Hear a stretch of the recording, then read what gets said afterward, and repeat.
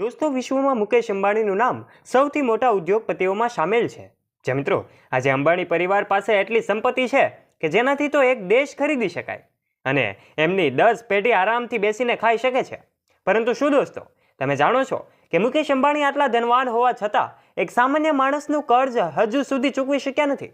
ખરેખર મિત્રો, ગુજરાતના આ માણસ હજુ પણ મુકેશ અંબાણીના પિતા ધીરુભાઈ અંબાણી પાસે માગે છે આટલા રૂપિયા, જેને જાણીને તમારા હોશ ઉડી જશે. મિત્રો, શું છે હકીકત તમે પણ જાણવા માંગો છો ને? તો ધ્યાનથી આ વિડીયોને અંત સુધી જરૂરથી જોજો. અને હજુ સુધી આપે અમારી ચેનલ ધ ડીએ મોટિવેશનને સબસ્ક્રાઇબ ન કરી હોય તો નીચે રહેલું બેલ આઇકન દબાવીને અમારી ચેનલને સબસ્ક્રાઇબ અવશ્ય કરી લેજો, જેનાથી અમારા નોલેજેબલ અને રસપ્રદ વિડીયોઝની નોટિફિકેશન્સ મળતી રહે આપને સૌથી પહેલા. ચાલો વધારે સમયનો વ્યય ન કરતા શરૂઆત કરીએ આજનો આ રસપ્રદ વિડીયો. દોસ્તો, આખરે મુકેશ અંબાણીએ એવા તો કયા વ્યક્તિ પાસેથી પૈસા લીધા છે કે જેના લીધે આજે મુકેશ અંબાણી આટલા કરોડપતિ બની ગયા છે? ત્યારે આ કરોડપતિ બનવા પાછળનું રાજ પણ આજના વિડીયોમાં આપણે જાણીશું.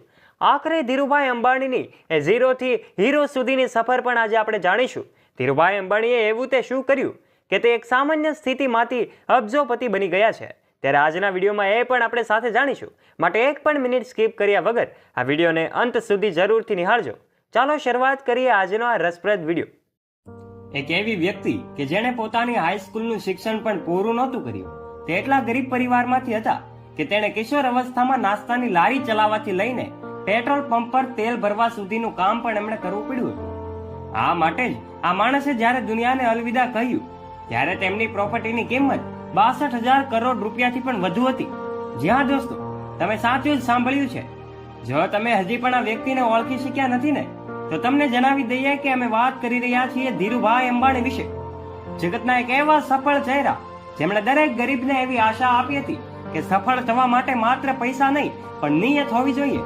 સફળતા તેને જ મળે છે જે તેના માટે રિસ્ક લે છે.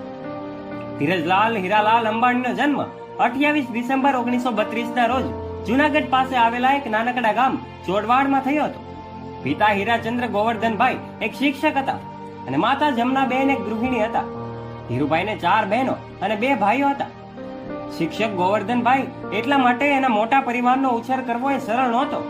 એક સમય એવો આવ્યો કે આર્થિક સમસ્યાઓના કારણે ધીરુભાઈને પણ એમનો અભ્યાસ છોડી દેવો પડ્યો અને ધીરુભાઈએ તેમના પોતાના પિતાની મદદ કરવા માટે નાના મોટા કામો શરૂ કર્યા.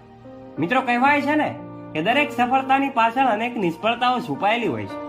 તબિયત છોડ્યા પછી ધીરુભાઈએ પહેલો ફળો અને નાસ્તો વેચવાનો એક સ્ટોલ નાખ્યો, પરંતુ વધુ નફો ન થયો. આ પછી એમણે પોતાનું દિમાગ લગાવીને એમણે નક્કી કર્યું કે ગામની નજીક આવેલા એ ધાર્મિક સ્થળ ગિરનારની તળેટીમાં પકોડા વેચવાનું કામ કરશે.